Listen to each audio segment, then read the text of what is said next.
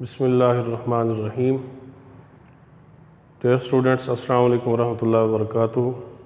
आज का जो हमारा टॉपिक है वो है difference between photosynthesis and respiration, और उसके साथ है इस चैप्टर का last topic difference between aerobic and anaerobic respiration. पहला टॉपिक है फोटोसिंथेसिस और रेस्पिरेशन में फ़र्क। फोटोसिंथेसिस की डेफिनेशन दोबारा से बता देता हूँ कि the synthesis of glucose in the presence of sunlight between chemical reaction of carbon dioxide and water as a result of which glucose is produced as food. Oxygen is released as byproduct. Respiration की definition detail से हम पढ़ चुके हैं, इसकी types भी, और इसकी जो जनरल डेफिनेशन है वो ये है कि the process in which carbon hydrogen bonds of food are broken down by oxidation reduction reactions as a result of which energy is released that is converted into ATP. Photosynthesis और respiration में जो differences हैं उसका पहला जो point है metabolism. हमने chapter number 6 में पढ़ा है कि all chemical reactions occurring in living organisms are collectively called metabolism. उसके दो टाइप्स हमने पढ़ी थी, एनाबॉलिज्म और कैटाबॉलिज्म। तो एनाबॉलिज्म जो है वो एक तामीरी अमल होता है कि जिसमें कॉम्प्लेक्स जो मॉलिक्यूल्स होते हैं वो उनकी फॉर्मेशन होती है, सिंपल मॉलिक्यूल्स की कॉम्बिनेशन होती है, और फोटोसिंथेसिस जो है वो एनाबॉलिज्म में। कैटाबॉलिज्म के अंदर जो कॉम्प्लेक्स मॉलिक्यूल्स होते हैं उनकी ब्रेक डाउन होती है, और जो सिंपलर मॉलिक्यूल्स होते हैं उनकी फॉर्मेशन होती है। तो इस हवाले से मेटाबॉलिज्म की बेस पे जो फोटोसिंथेसिस है ये एनाबॉलिज्म है, एक एनाबॉलिक केमिकल रिएक्शन है, जबकि रेस्पिरेशन कैटाबॉलिक केमिकल रिएक्शन है, कैटाबॉलिज्म होता है इसमें। दूसरा डिफरेंस है एनर्जी इन्वेस्टमेंट और एनर्जी प्रोडक्शन। तो फोटोसिंथेसिस में जो लाइट एनर्जी है उसे यूटिलाइज किया जाता है, और जो बॉन्ड फॉर्मेशन होती है कार्बन हाइड्रोजन के दरमियान वो फोटोसिंथेसिस में होती है। और हमने इस चैप्टर में डिटेल से स्टडी किया है कि बॉन्ड्स के अंदर पोटेंशियल एनर्जी स्टोर्ड होती है, वो बॉन्ड टूटते हैं रेस्पिरेशन में तो एनर्जी जो है वो खारिज होती है, प्रोड्यूस होती है। तो एनाबॉलिज्म यानी फोटोसिंथेसिस में light energy, sunlight energy,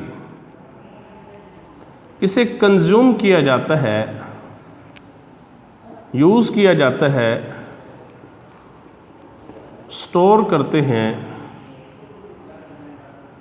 bond energy की सूरत में।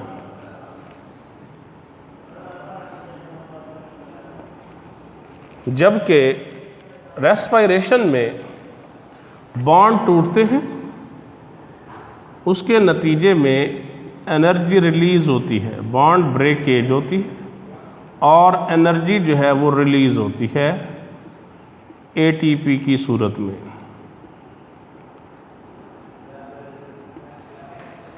तीसरा डिफरेंस, ऑर्गेनिजम्स कैपेबल ऑफ, कौन से जानदार हैं जो सलाहियत रखते हैं फोटोसिंथेसिस की, और कौन से जानदार हैं जिनके अंदर खुसूसियत होती है रेस्पिरेशन की। तो फोटोसिंथेटिक ऑर्गेनिजम्स में जो 5 बड़े किंगडम्स हैं उनमें फोटोसिंथेसिस कुछ बैक्टीरिया करते हैं, फोटोसिंथेटिक बैक्टीरिया, तमाम अलजी करते हैं, और तमाम प्लांट्स में फोटोसिंथेसिस की कैपेबिलिटी होती है।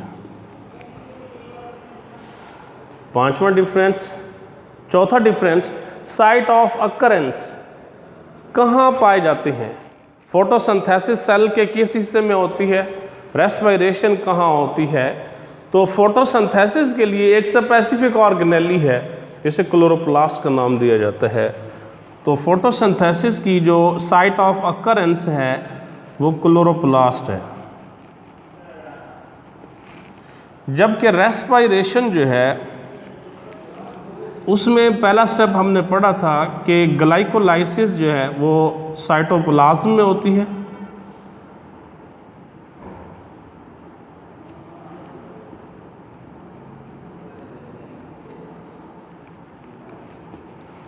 और बाकी जो दो स्टेप्स हैं Krebs cycle, electron transport chain, वो माइटोकॉन्ड्रियन में होते हैं। तो यहाँ इसकी जो साइट ऑफ अकरेंस है साइटोप्लाज्म है और उसके साथ ही माइटोकॉन्ड्रियन है, माइटोकॉन्ड्रिया।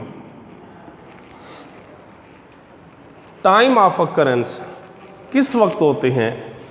तो फोटोसिंथेसिस आप बेहतर जानते हैं, अच्छी तरह जानते हैं कि फोटोसिंथेसिस दिन के वक्त होती है सनलाइट की मौजूदगी में, और रेस्पिरेशन जो है वो हर वक्त होती रहती है, हर सेल में होती है, क्योंकि जानदार को जब तक वो ज़िंदा है उसे एनर्जी चाहिए सर्वाइवल के लिए, लाइफ को मेंटेन रखने के लिए, मेटाबॉलिक एक्टिविटीज़ के लिए।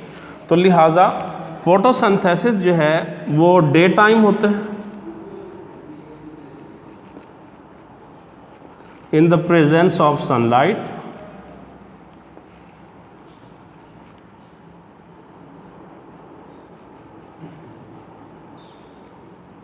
जबकि रेस्पिरेशन जो है वो हर वक्त होती है।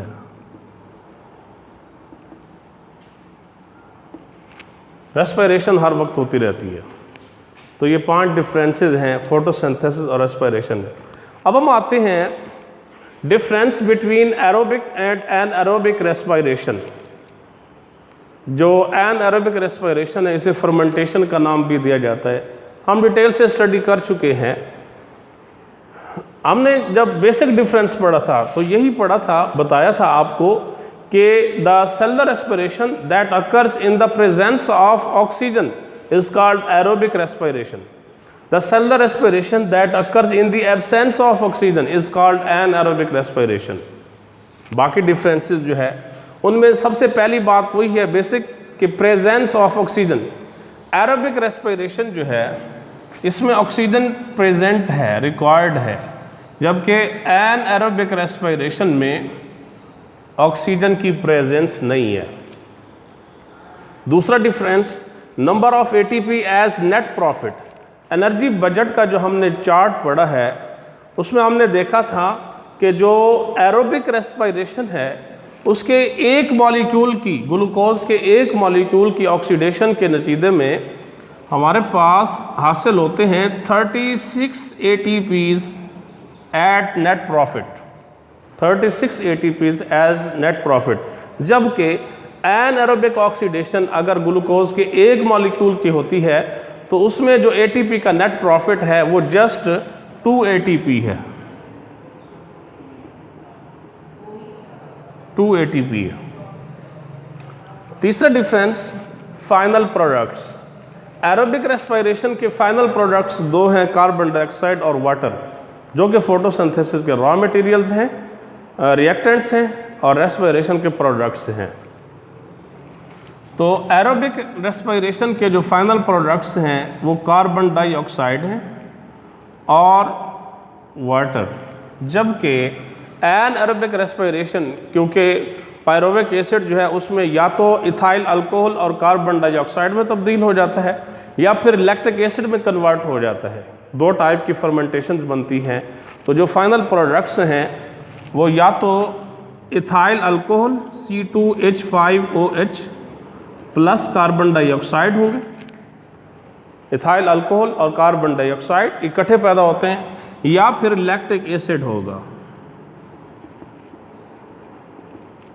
फाइनल प्रोडक्ट के तौर पे।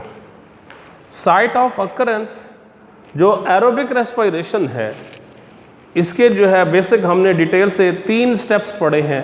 पहला स्टेप है ग्लाइकोलाइसिस, दूसरा है क्रेब्स साइकिल, तीसरा है इलेक्ट्रॉन ट्रांसपोर्ट चेन। तो इसका जो पहला स्टेप है glycolysis,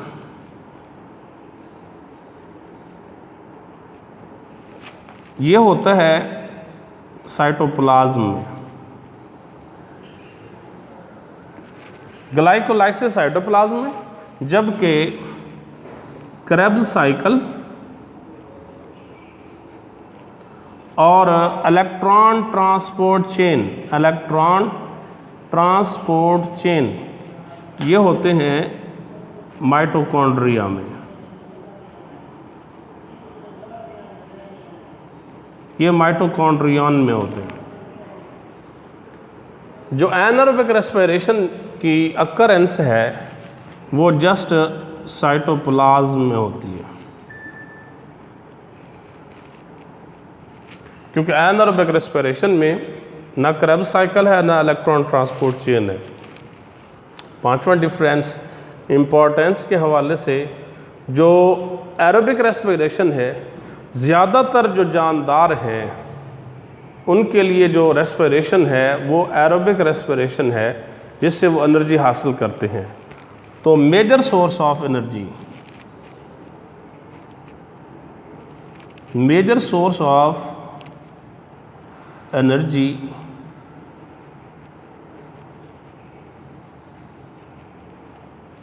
for the most organisms,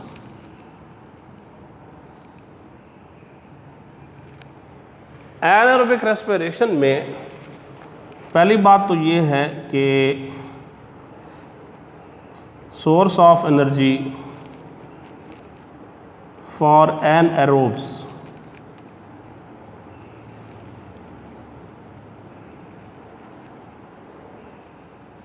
anaerobes हमने डिटेल से जो फर्मेंटेशन की इम्पॉर्टेंस में बताया था कि वो जानदार जो एनारोबिक रेस्पिरेशन से एनर्जी हासिल करते हैं एनारोब्स कहलाते हैं। तो एनारोबिक रेस्पिरेशन एनारोब्स के लिए एनर्जी का ज़रिया है। दूसरी बात, एनारोबिक रेस्पिरेशन जो है कुछ जानदारों में शॉर्ट सप्लाई अगर हो जाती है ऑक्सीजन की, short supply of oxygen, animals के अंदर अगर ऑक्सीजन की शॉर्ट सप्लाई होती है इंक्लूडिंग ह्यूमन, कि उनके जो मसल्स हैं, तो फिर वो लैक्टिक एसिड फर्मेंटेशन करते हैं, एनारोबिक रेस्पिरेशन करते हैं, एनर्जी हासिल करते हैं। तो due to short supply of oxygen some aerobes also do anaerobic oxidation to get energy. इसी तरह तीसरी जो बात है, काफ़ी सारे प्रोडक्ट्स हैं जो ह्यूमन की वेलफेयर में इस्तेमाल होते हैं, उसकी रिक्वायरमेंट्स हैं, मसलन योगर्ट, इसी तरह ब्रेड,